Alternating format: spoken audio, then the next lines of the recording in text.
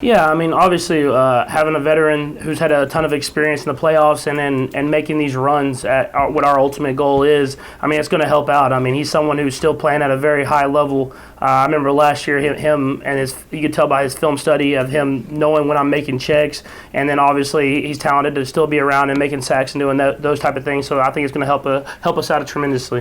What was your reaction when you heard the news that he was coming here?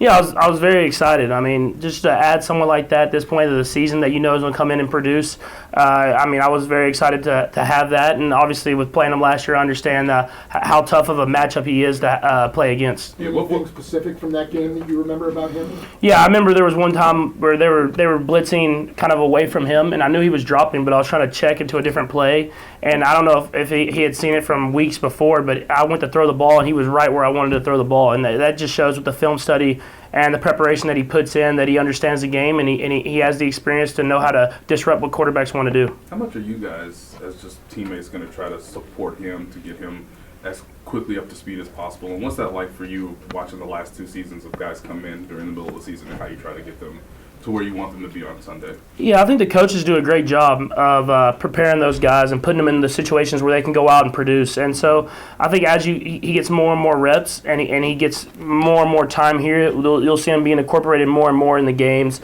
And he understands so much already, and I'm sure he's been in certain schemes and switched schemes and done different things that he'll be able to pick up the plays fast and understand what they need to do and what his role is as far as every play goes. And so I'm excited just to see him getting incorporated more and more as we make a run at this thing. Patrick, you talked about your pocket awareness after Sunday's game. Can you elaborate a little bit on what went into the past couple of weeks trying to improve in that area? Yeah, I think just working on as form and mechanics as far as keeping my knees bent and doing those things, and then hitching up and really throwing it the right way, and not just relying on my arm on every single throw to throw a fadeaway up or whatever it is, and really just going through the fundamentals. And that's stuff that I've worked on my entire career, and I'm going to try to keep working on it moving forward. Is that something that because you're able to make those other throws, is that why you think you're getting those habits? Yeah, I think it just goes with the season. I mean, as the seasons go on, I mean, they are long football seasons, and I think as your legs get tired and you start relying more on other things, that you kind of compensate and do different things that you don't do whenever you're working and training. And so I just kind of went back and looked at it, and then really focused on this last week of just making sure that I was using my legs and doing those things. When you reviewed Sunday's film, did you feel like this was one of the better games you had played maybe all season as far as complete?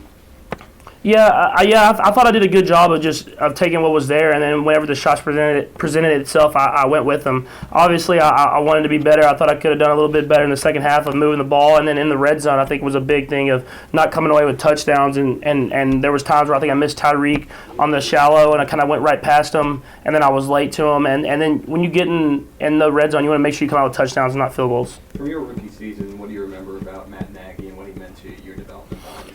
Yeah, I mean, obviously he was an awesome coach, and he helped me out a ton of helping explain things to me as I was coming from a totally different offense to this one, and he really helped me with just presenting it in ways that I understood and was able to pick it up so I could go out there and have success whenever I was in practice or in preseason games or in the last game of the regular season. And, I mean, he's a great human being, but also a great coach, and he really understands how to get the best out of his quarterback. How much your reaction to the Pro Bowl news for yourself and teammates that did and maybe didn't make it should have? Yeah, I mean, obviously it's a tremendous honor to be voted on by fans and teammates and then coaches and other players from around the league and getting this honor. But, I mean, that's not our ultimate goal, but it is a tremendous honor to be voted in there. Patrick, we're on a countdown for another timeline. Week from Christmas. Wondering, this will be your third Christmas in Kansas City. What are you looking forward to? Anything special planned? Yeah, well, I mean, I'll probably spend it with the family as much as I can, but it's on a Wednesday, which is kind of a rough day. You still have to be out here and practice and prepare yourself.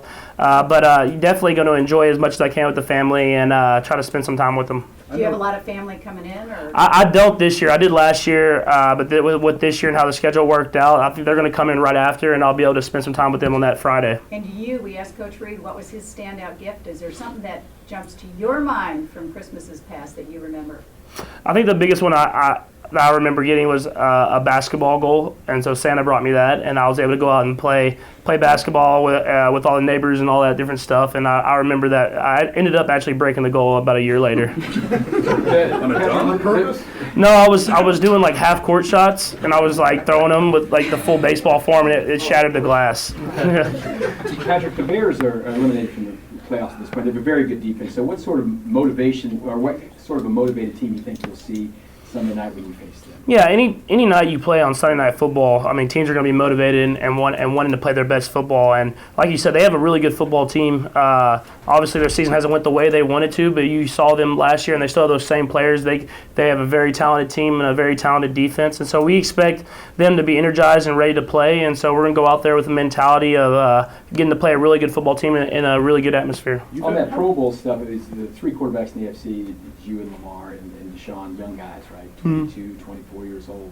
Just what do you think about that group? You know these guys a little bit. You competed against them. Is it kind of, that you feel like you guys are taking over the AFC? The NFC guys are a little bit older in the Pro Bowl? Yeah, I don't know about taking over the AFC. I mean Brady's still here, so I mean it's about just going out there and producing whenever we get their opportunities. And those guys work hard. I've seen them. They've had success at every level they've been at.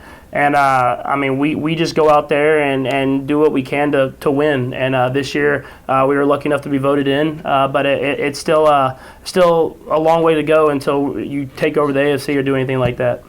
You and Mitch are always going to be linked to the 2017 draft class. Going through that process, did you get to know him much? What did you kind of learn about him going through that? Yeah, I got to. You're on all those visits and you get to meet him and do that. And he's a great guy, someone that I know works super hard and has had success and kind of the same thing everywhere he's been. He's kind of been able to go out there and win football games. And so I've got to meet him a couple of times now. I saw him at the Pro Bowl last year, and I know that he's had a lot of success and he's still building to have a great future. A couple more guys.